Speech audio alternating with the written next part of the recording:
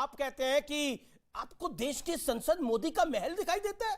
देश की संसद मोदी का महल है, देश की संसद इन लोगों की है, देश की संसद जो व्यूअर्स इस समय स्क्रीन के उस पार देख रहे हैं उनकी है, वो इस लोकतंत्र का मंदिर है। वो आपको नरेंद्र मोदी का महल दिखाई देता है। आपको एश्योर है कि 2024 में आपका एक और सांसद नहीं आने वाला नई संसद में बैठने के लिए? कैसी बात कर रहे हैं आप लोग? कांग्रेस की सुई राहुल गांधी पर ही अटकी हुई है। उसे देश का कोई और मुद्दा दिखाई ही नहीं देता, चाहे नए संसद की बात हो या संसद ना चलने देने की बात। इसी पर जोरदार बहस सुनिए सुधांशु त्रिवेदी और अभय दुबे के बीच। सुधांशु त्रिवेदी जी सांसद हैं। 25,000 करोड़ रुपए का फॉरेन प्रिक्योरमेंट डिफेंस सेक्टर का था, आज 40,000 करोड़ रुपए का हो गया। देश की संसद से उसकी आत्मा निकाल देंगे, प्रजातंत्र निकाल देंगे तो क्या करेंगे इस वैभवशाली महल का? प्रधानमंत्री जी पहले उसमें पुनर्स्थापना कीजिए प्रजातंत्र की। अनैतिक तरीके से भारत के संविधान का आर्टिकल 103 कहता है कि अगर सदस्यता खत्म होगी तो सुप्रीम कोर्ट गए ना सेंट्रल विस्टा को लेकर, सुप्रीम कोर्ट गए ना, क्या हाल हुआ? सुप्रीम कोर्ट ने क्या कहा सेंट्रल विस्टा को लेकर? सेंट्रल विस्टा को लेकर सुप्रीम कोर्ट ने क्या बोला? मैं बोलूं, आप बोलेंगे? जिसको अपना सरकारी मकान तो निजी नजर आ रहा हो, मेरा मकान, और संसद मोदी जी की नजर आ रही हो, ऐसा मोदिया बिंदु किसी की आंखों में हो गया हो तो उसके लिए हम क्या कर सकते हैं? अब मैं एक बात कहना चाहता हूं, वास्तविकता में इस देश में लोकतंत्र नहीं खतरे में है। ये लोकतंत्र की खाल ओढ़कर जो राजतंत्र चल रहा था वो खतरे में आया है। क्योंकि रमेश कह रहे हैं कि ये नरेंद्र मोदी अपने अहंकार को पूरा कर रहे हैं, अपने घमंड की पूर्ति कर रहे हैं। मैं एक फैक्ट लेके आया हूं आपके पास। ये चिट्ठी किसकी है? ये चिट्ठी किसकी है ये बताइए अब आप। ये चिट्ठी किसकी है? लोकसभा सेक्रेटरीएट की है और इसमें नई संसद के बारे में क्या बोला गया है और उस समय सरकार किसकी थी, ऑनरेबल स्पीकर किसका था, बताइए।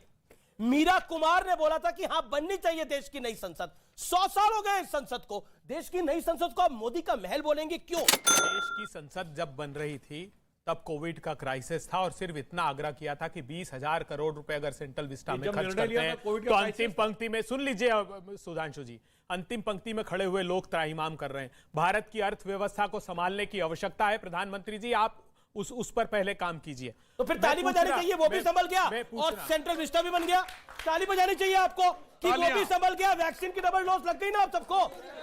किस किस को लगी है डबल डोज? अमीश देवगन जी, व्यूअर्स आप लोग को लग गई है वैक्सीन की डबल डोज? वैक्सीन की डबल डोज भी लग गई और सेंट्रल विस्टा का ये प्रोजेक्ट भी बन गया। अब आप बताइए, आपको तो बोलना चाहिए मोदी जी ने क्राइसिस को मैनेज कर लिया। अब वैक्सीन पे ही बोलने लगे। विरोध है, भाई विरोध है तो विरोध में कुंठा नहीं होनी चाहिए। कुंठा जितनी होगी विरोध उतना कम होता चला जाएगा ना। देश में मजबूत विपक्ष होगा ही नहीं। अगले 15-20 साल की तो भूमिका तय कर लें अपनी। अभी यहाँ दिक्कत यह है कि जो सुधांशु जी ने डिफेंस के लिए बोला कि डिफेंस में हमारे इंडिजिनस प्रोडक्शन नहीं होती थी। जानते हैं क्यों? कांग्रेस को एम्प्लॉयमेंट्स की चिंता थी, क्वात्रोची की। कांग्रेस को एम्प्लॉयमेंट की चिंता थी एंडरसन की।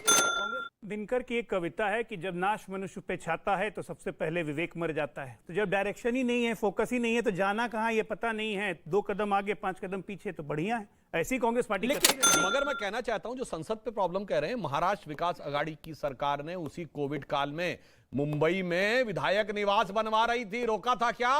ना। विधायकों के लिए तो आवास बनना चाहिए और देश की संसद नहीं बननी चाहिए। पर संसद के खिलाफ अवमानना जानते इनमें कितनी है? याद करिए, लोग कोर्ट गए थे कि संसद भवन के ऊपर के शेर ज्यादा आक्रामक नजर आ रहे हैं, क्योंकि ये चाहते थे कि भारत माता के शेर भी बिल्ली जैसे दिखने चाहिए जो इनके दौर में दिखते थे। मगर दहाड़ता हुआ ही दिखाई देता है। अब सुनिए, आपने मिमियाता हुआ शेर देखा है क्या? अरे जब से भारत माता का शेर दिखने लगा है, ये पूछ रहे थे परिवर्तन जानते क्या आया? इससे पहले 67 वर्षों में ज्यादातर 6 साल अटल जी का छोड़ दीजिए, हम सिर्फ ये कहते थे कि पड़ोस वाला छोटा है, कमजोर है, हम बड़े हैं और ताकतवर हैं, वो हमको सता रहा है। अब वो कहता है जाके कि भारत हमको आंख दिखा रहा है, क्योंकि अब शेर हो गए। 2024 में आपको पूरी उम्मीद है ना कि आप शासन में आएंगे? देखिए, आप हाँ या ना? देश के सामने एक बात साफ कर दूं, राहुल गांधी जी के पास, कह रहे कंफ्यूज हैं आप। राहुल गांधी जी के पास कोई घर नहीं है। जितने घर थे मोतीलाल नेहरू जी की संपत्ति, हजारों करोड़ रुपए की, वो देश को समर्पित कर दिया आनंद भवन सहित इलाहाबाद में। राहुल जी ने कहा मेरे पास कोई घर नहीं है और आवश्यकता नहीं, हमारे हृदयों में वो वास करते हैं। जो प्रश्न इस देश के प्रासंगिक है वो खड़ा करेंगे। आप चाहे राहुल गांधी की विषयों पर ताली बजाएं ना बजाएं, बजाइए भाई, ताली ना बजाइए। करें, ताली जरूरी है, लेकिन ताली बजती रहेगी। लेकिन एक बात बताइए, 2024 मैंने जो सवाल पूछा आखिरी एक सवाल का तो जवाब चलते चलते देके जाइए। मैंने तो इतना अच्छा सवाल पूछा, 2024 में आपको उम्मीद है ना कि आप सरकार में आएंगे? बिल्कुल, राहुल गांधी लड़ रहा है, राहुल गांधी लड़ रहा, जितना अपमान करना चाहे कर लीजिए। राहुल गांधी लड़ रहा है घोरतम अंधियार से, लड़ रहा है धन्ना से, शासन में आएंगे नहीं आएंगे? सूर्य की पहली किरण तक युद्ध यह चलता रहे, इसलिए अनिवार्य है कि दीप यह जलता रहे और जनता की सरकार बनेगी 24 में। और 24 में अहंकारी बनेगी है, तो फिर और संसद के अंदर, तो फिर एक बार बताइए, नई संसद में अगर 24 में सरकार आपकी बनेगी तो नई संसद का इस्तेमाल तो आप भी ज्यादा करेंगे फिर आप।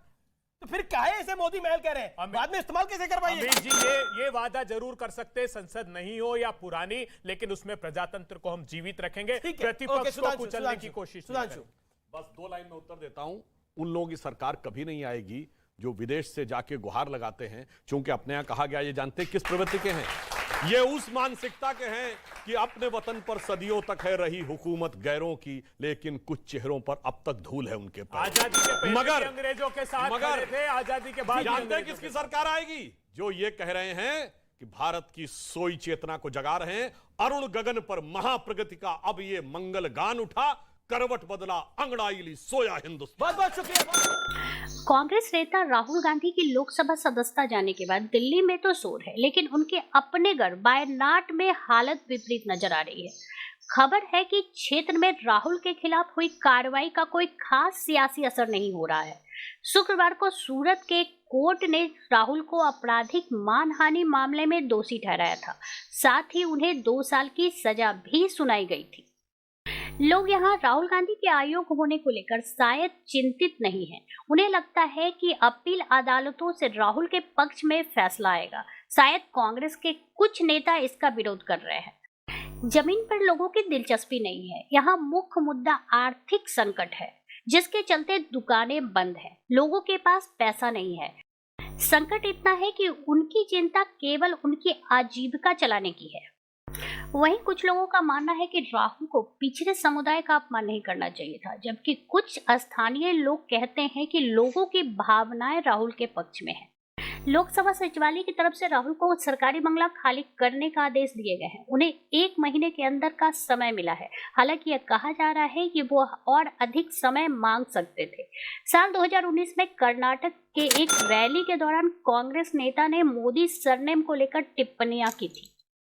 कांग्रेस राहुल को लेकर जितनी प्रोटेक्टिव है, इस पर आपकी क्या राय है, हमें जरूर बताएं। हमारे साथ जुड़े रहने के लिए चैनल को लाइक एंड सब्सक्राइब करना ना भूलें।